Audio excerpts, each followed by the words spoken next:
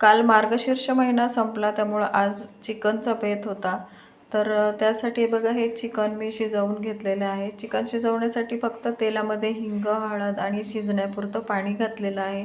3 शिट्ट्या काढून थोडा वेळ बारीक गॅसवर शिजवून घ्यायचं.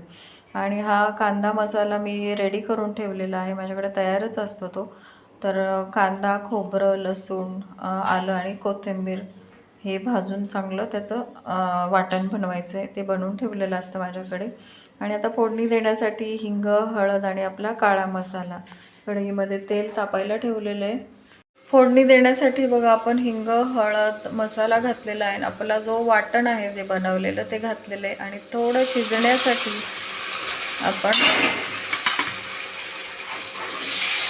शिजवलेल्या चिकनचं पाणी म्हणजे रस्सा घालणार आहोत. आणि हा मसाला थोडा शिजला की मग आपण हे उरलेलं चिकन त्याच्यामध्ये टाकणार आहोत.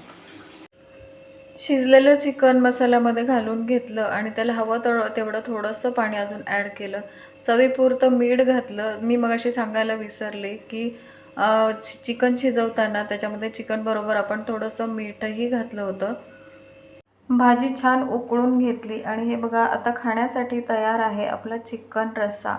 तर व्हिडिओला लाईक करा, शेअर करा आणि चॅनलला सबस्क्राईब करा.